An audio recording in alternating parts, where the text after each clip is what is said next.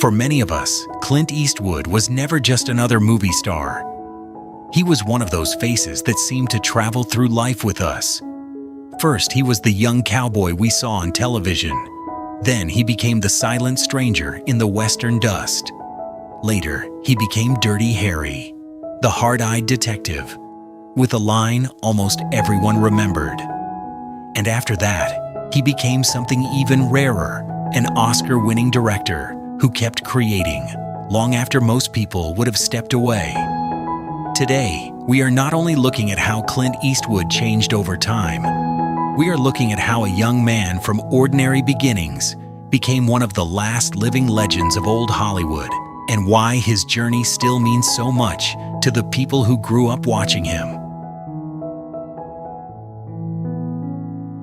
Clint Eastwood Jr. was born on May 31, 1930, in San Francisco, California. He came into the world during the years of the Great Depression, when many families had to move, work hard, and make do with very little. His family moved often before settling in California, and Clint was not born into Hollywood privilege. There was no famous family name waiting to open the door for him. Before he became a movie icon, he worked tough, ordinary jobs. He worked as a hay baler, a logger, and a steel furnace stoker. That part of his early life matters, because later, when audiences saw him on screen, there was always something grounded about him. Even when he became famous, he never seemed too polished or artificial. He carried a working man quality that made his toughness feel real. During the Korean War era, Eastwood served in the U.S. Army as a swimming instructor at Fort Ord. One of the most dramatic moments of his young life came when a military plane he was traveling in ran out of fuel and crashed into the ocean near Point Reyes. Clint and the pilot survived and had to swim miles to safety. Long before he played men with a survivor's instinct on screen, he had already lived through a real test of it. At 25, Clint Eastwood was still a young actor trying to find his place. The legend had not arrived yet. He had the height, the face, and the presence. But Hollywood did not turn him into a star overnight.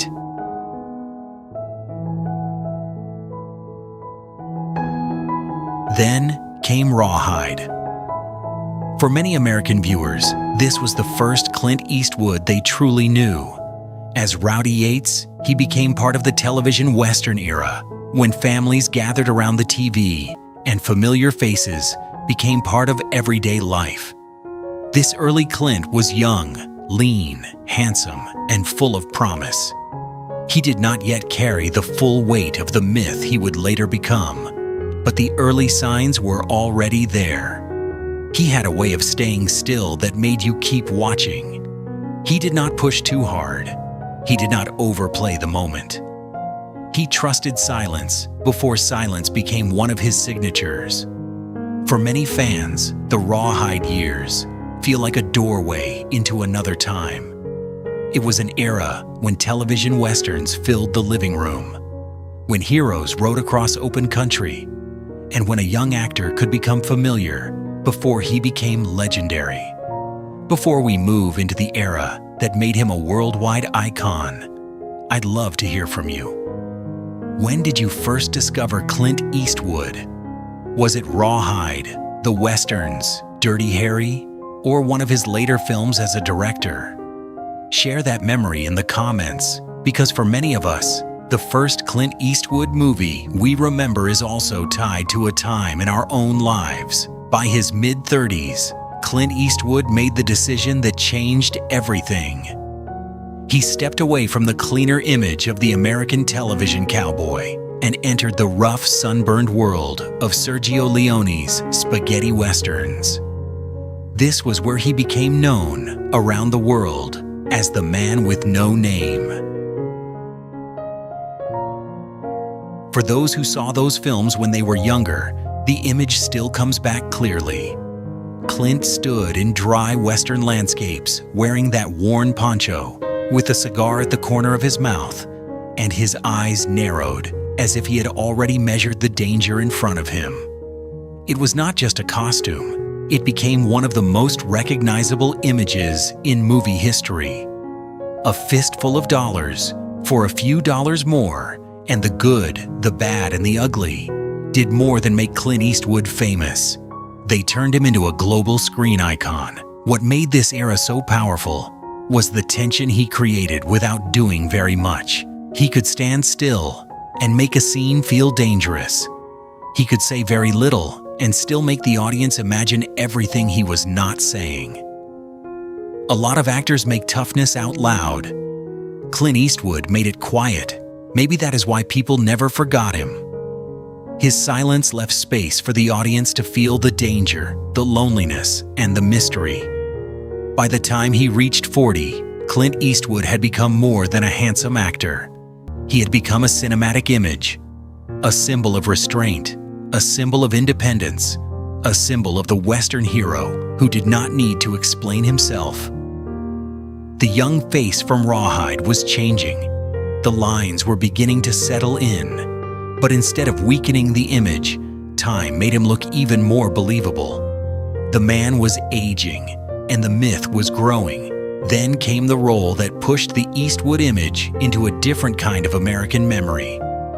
In 1971, Clint Eastwood became Harry Callahan in Dirty Harry.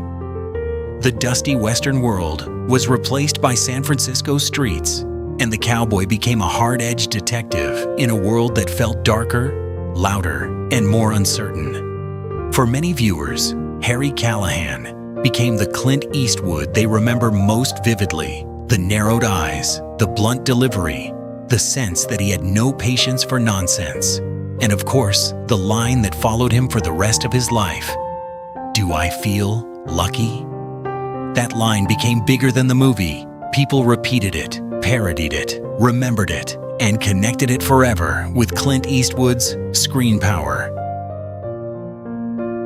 This was the period when his presence became even more commanding.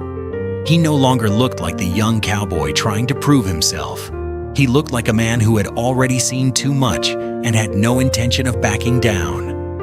Through films like The Outlaw Josie Wales, Escape from Alcatraz, Pale Rider, and Heartbreak Ridge, Clint kept building an identity that felt rugged, independent, and unmistakably old school.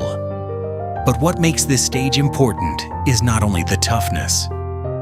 It is the trust the audience placed in him. When people saw his name, they knew they were getting a certain kind of presence. He might not be gentle, he might not be easy, but he would be memorable. For viewers who grew up in that era, Clint Eastwood was part of what made movie stars feel larger than life. If this journey is bringing back a few memories, take a moment to like the video and subscribe to Celebs Before and After.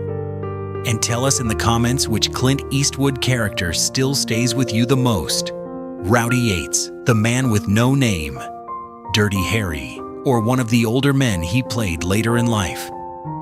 After the Westerns and after Dirty Harry, Clint Eastwood could have simply lived on the image he had already built.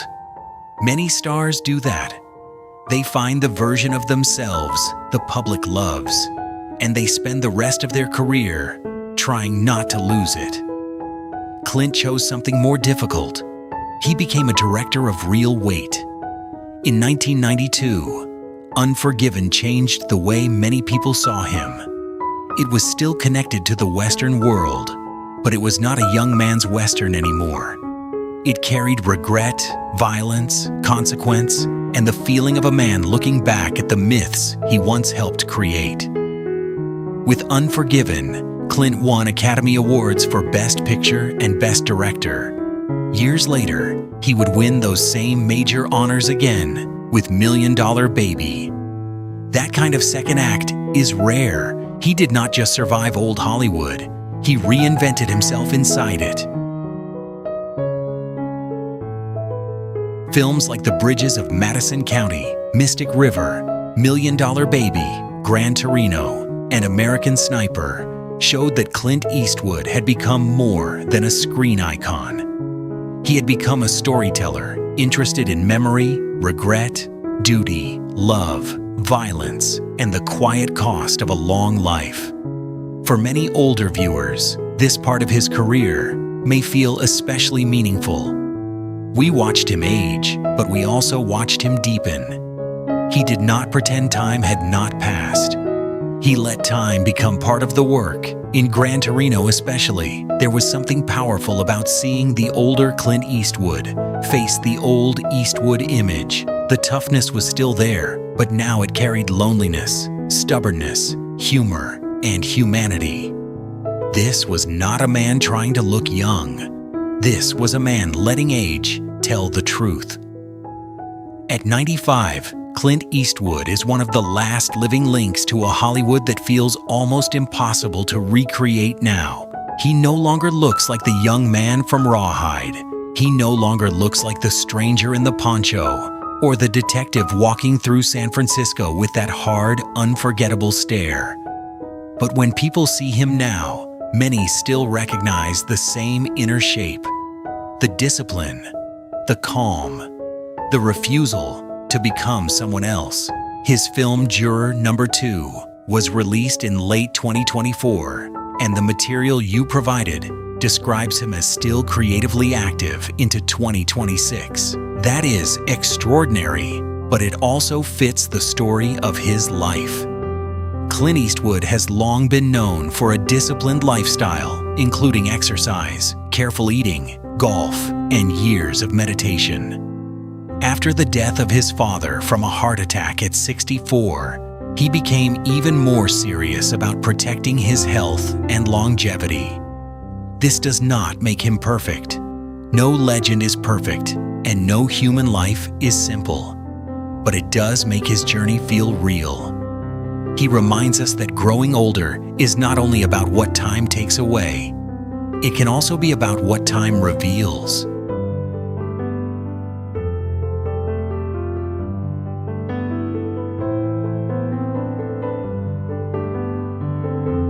It reveals whether a person still has purpose. It reveals whether discipline lasted beyond youth.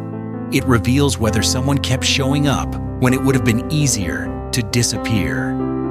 Looking at Clint Eastwood from 25 to 95, the lesson is not that we should stay the same. None of us can. The lesson is that a person can change and still keep the strongest part of who they are. Clint's face changed. His roles changed. His place in Hollywood changed, but the qualities people remembered stayed with him: focus, independence, quiet strength, and the desire to keep working. For those of us who are older now than we used to be, there is something comforting in that. We know time moves faster than we expected. We know the faces we grew up with have changed, and so have our own. But aging is also a privilege. Not everyone gets to look back across decades. Not everyone gets the chance to keep learning, keep creating, keep loving old memories, and still look forward to something new.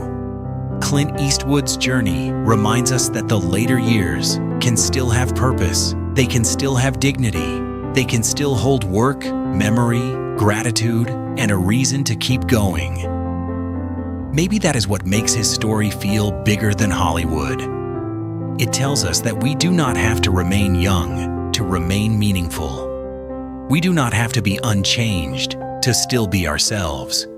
Sometimes the most powerful thing a person can do is keep walking forward, carrying the years not as a burden, but as proof of a life fully lived. Clint Eastwood's evolution is not just the story of one actor growing older. It is the story of a young man from ordinary beginnings who became a familiar face in American living rooms, a Western icon in the dust, a tough detective in a changing city, and later, a director whose greatest work came when many people would have already looked back and stopped. For many fans, he is tied to more than films. He is tied to old movie nights, classic TV memories, lines people repeated, Westerns watched with family, and the kind of screen presence that feels rarer now. That is why Clint Eastwood still matters. Before you go, this is Celebs Before and After, a place where we return to the faces, the roles, the movies, and the memories that once felt like part of everyday life? Which Clint Eastwood era brings back the strongest memory for you? Was it Rawhide, the man with no name, Dirty Harry, or his later years as an award-winning director? And who would you like us to make a video about next? Leave the name in the comments because your memories and your suggestions help guide the stories we tell here. If this video brought back a little of that old Hollywood magic, please like, subscribe, and tap the bell, because some stars never truly fade. They simply transform across time. This is Celebs Before and After.